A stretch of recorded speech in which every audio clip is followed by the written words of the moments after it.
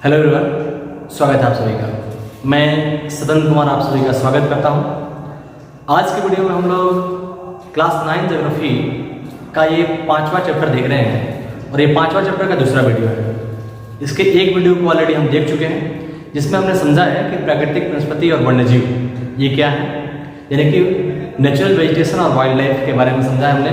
और उसके की पॉइंट जो थे, जो प्रमुख आंकड़े थे, डाटे थे, उसका हमने समझने का प्रयास किया था कि विश्व के स्तर पर हमारे यहाँ कितने वनस्पतियों के प्रकार पाए जाते हैं और हमारे यहाँ जीव जंतु कितने प्रकार पाए जाते हैं। ठीक है, इसके बाद हमने ये भी समझा था कि अक्षत वनस्पति यानी कि वर्जिन वेजिटेशन क्या है, इसको हमने समझा था।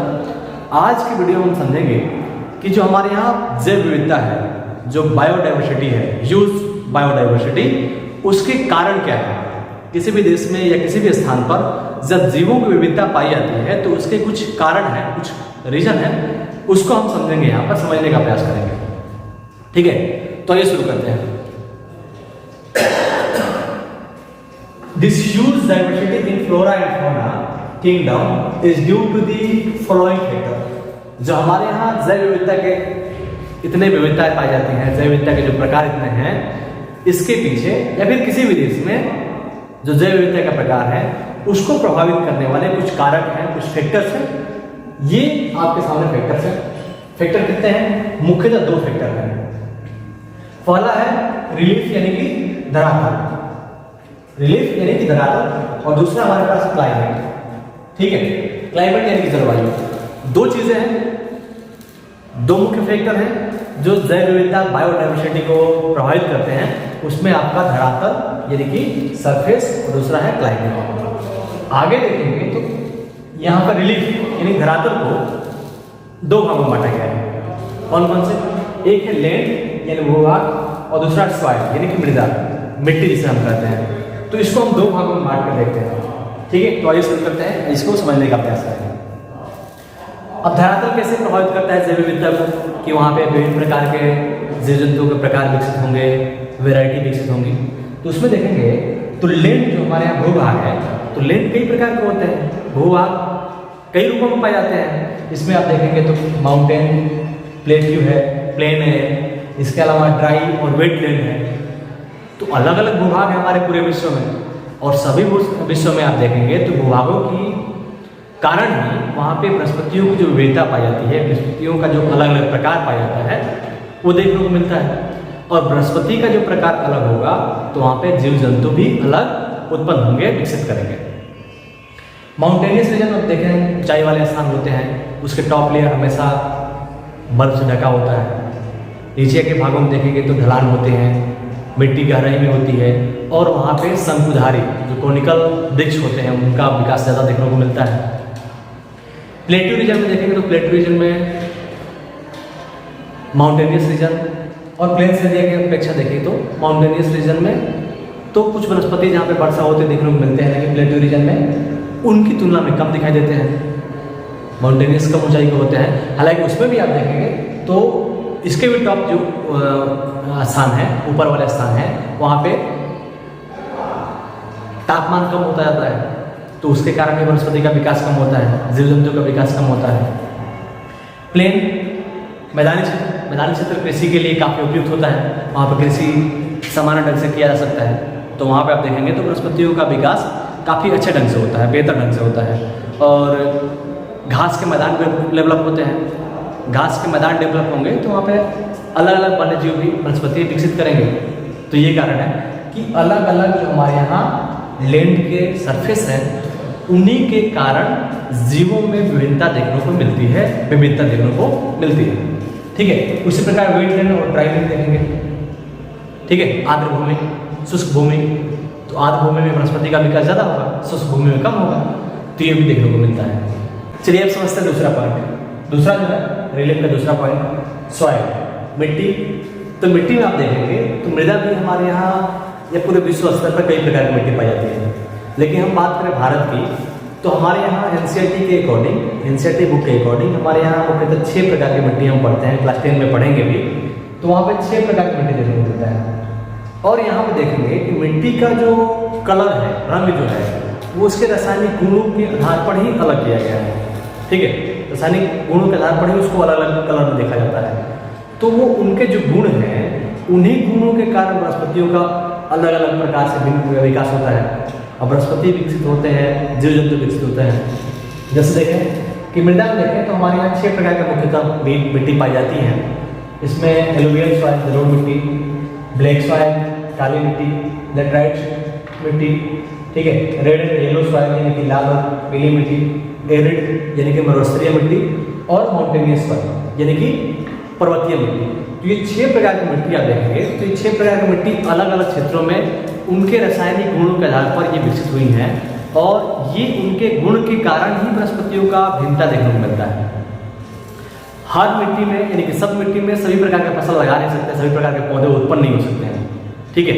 तो इस कारण से कि अलग अलग मिट्टियों के गुण के कारण भी वनस्पतियों का विकास अलग अलग होता है, अलग अलग वनस्पति देखने को मिलते हैं, ठीक है। जैसे आप देखेंगे रेगिस्तानी क्षेत्र में जहाँ पे एरिड सॉइल है वहाँ पे झाड़ियाँ देखने को मिलती हैं, ज़्यादा कांटेदार वृक्ष देखने को मिलते हैं। वहीं डेल्टाई क्षेत्र में देखेंगे तो वहाँ पे पर्णपाती वन मिलेंगे। तो ये भिन्नता जो है वो मिट्टी के गुणों के कारण ही देखने को मिलता है। तो यहाँ पर समझ गए हम लोग कि रिलीफ में जो चीज़ें हैं, एक तो लैंड का जो अलग अलग विभाग है उसके कारण वनस्पति का विकास अलग होता है और मिट्टी के गुण के कारण भी अलग अलग मिट्टियों का विकास होता है। चलिए अब आइए समझते हैं दूसरा हमारा पॉइंट जो है क्लाइमेट, दूसरा फैक्टर क्लाइमेट, इसके बारे में। क्लाइमेट में हमें 3 चीजें पढ़ेंगे, एक है टेम्परेचर यानी तापमान, दूसरा है सनलाइट यानी सूर्य का प्रकाश, और तीसरा है प्रेसिपिटेशन यानी कि वर्षा। ये 3 चीजों को समझते हैं। ये कैसे वन्यजीव और वनस्पतियों की विविधता को प्रभावित करते हैं, इम्पैक्ट डालते हैं, इसको समझते हैं। तापमान यानी टेम्परेचर, तापमान आप देखते हैं तो तापमान विश्व के अलग अलग भूभागों पर अलग अलग प्रभाव डालता है।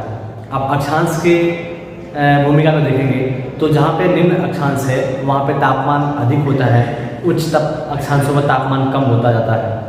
ये भिन्नता देखने को मिलती हैं। साथ ही साथ लैंड के अलग अलग जो स्वरूप हैं, अलग अलग जो सरफेस है उसके कारण भी तापमान में भिन्नता देखने को मिलती है, ठीक है। जैसे आप बात करें तो भारत के प्रायद्वीपीय क्षेत्र में जाएंगे, जो पेनिनसुलर प्लेन एरिया है वहाँ पे हिल एरिया में जाएंगे तो वहाँ पे 9 से 15 मीटर की ऊंचाई पे जाने पर तापमान में गिरावट आती है। तापमान में गिरावट आएगी तो वहाँ पे वनस्पतियों की भिन्नता देखने को मिलेगी, वनस्पति विकास नहीं कर पाते हैं। तापमान में जब गिरावट आएगी तो वनस्पतियों को बढ़ने में, विकसित होने में रुकावट आएगी। इस प्रकार जिन क्षेत्रों में तापमान अधिक होता है, सूर्य का प्रकाश प्रभाव देखने को मिलता है, अधिक टेम्परेचर जहाँ पे अधिक है वहाँ पे विकास करते हैं पेड़ पौधे, वनस्पति विकास करते हैं। अब वनस्पति विकास करेंगे तो वन्यजीव भी विकसित होंगे, ठीक है। लेकिन जहाँ पे मौसम या तापमान कम है वहाँ पे ऋतु का भी परिवर्तन आता है और वहाँ पे वनस्पति का भी विकास भिन्न प्रकार के देखने को मिलता है। दूसरा हमारे पास सनलाइट, सूर्य का प्रकाश। सूर्य का प्रकाश किस प्रभावित करता है? सूर्य का प्रकाश देखेंगे तो इसका एग्जाम हम लेते हैं हिमालय। आपके बुक में भी दिया हुआ है हिमालय की जो ढलान है, हिमालय की जो ढलान है, जैसे हिमालय ये हो गया आपका, ठीक है, इधर इंडिया हो गया, ठीक है, इधर आपका चाइना या तिब्बत, ठीक है, चाइना ले लेते हैं। ये चाइना का ढलान इधर, इधर ये इंडिया का। अब इसमें 3 रेंजेस हैं, 3 रेंजेस बना देते हैं,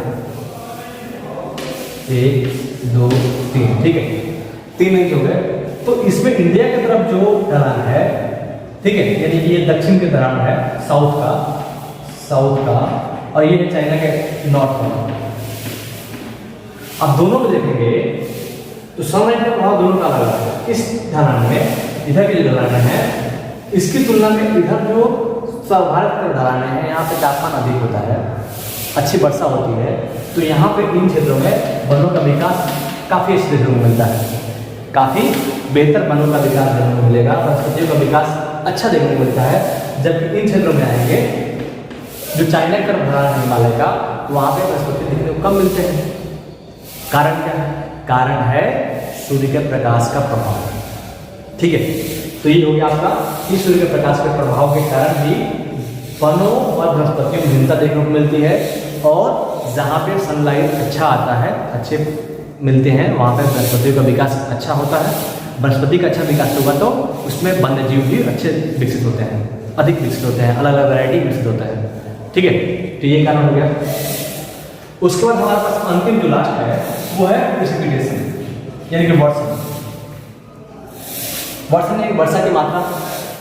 भारत में आप देखेंगे या विश्व लेवल पर देखें तो अलग अलग क्षेत्रों में वर्षा तो अलग अलग होती है ना, भिन्न प्रकार से होती है, सभी जगह समान वर्षा नहीं होती है। जहाँ पे अधिक वर्षा होती है, अच्छी खासी वर्षा होती है, तापमान अच्छा होता है, वहाँ पे आप देखेंगे एवरग्रीन फॉरेस्ट, सदा हरित वन विकसित होते हैं।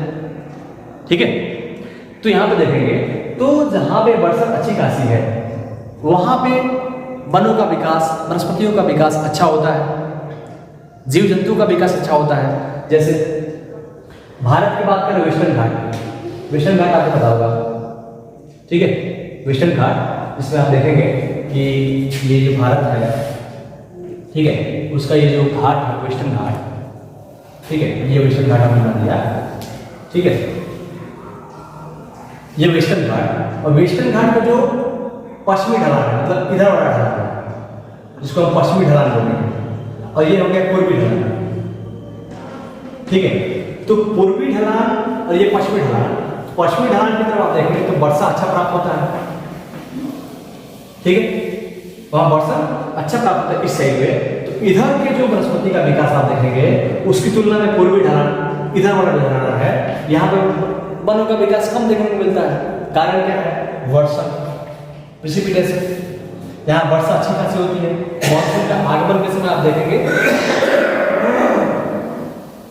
मानसून के आगमन के समय देखेंगे तो सबसे पहले वर्षा तो केरल तक पे ही आता है ना, और केरल तक पे आता है तो सबसे अधिक वर्षा यहीं पे होता है। उसके बाद यहाँ पे देखेंगे तो यहाँ से जो मानसून की दो शाखाएं बढ़ती है, इधर बंगाल की खाड़ी वाली शाखा, एक अरब शाखा अलग अलग बढ़ जाती है, तो यहाँ पे वर्षा अधिक प्राप्त होता है। तो यहाँ वनस्पति का विकास देखने को मिलता है, सदा हरित वन पाए जाते हैं यहाँ पे। इसके पीछे आप देखेंगे ईस्ट ढलान पे, पश्चिमी ढलान, पूर्वी ढलान पर, सॉरी पूर्वी ढलान पे, तो यहाँ वनस्पति कम देखने को मिलता है। कारण क्या है? वनस्पति, कारण क्या है? कारण है वर्षा का कम मात्रा, वर्षण की मात्रा। तो वर्षण के कारण भी हमारे यहाँ तापमान, वर्षण के कारण भी हमारे यहाँ वनस्पति की विविधता प्रभावित होती है, इम्पैक्ट डालती है। तो इस वीडियो में समझिए कि वन्य जीव यानी कि जो जैव विविधता हमारे यहाँ है, बायोडाइवर्सिटी है, उसके विविधता के कारण क्या है, और कारण को हमने यहाँ पर दो भागों में बांटकर और अलग अलग उनको समझने का प्रयास किया और ये जानने का प्रयास किया कि कैसे ये सभी फैक्टर जैव विविधता को प्रभावित करते हैं। मुझे विश्वास है कि वीडियो आपको काफ़ी हेल्पफुल होगा।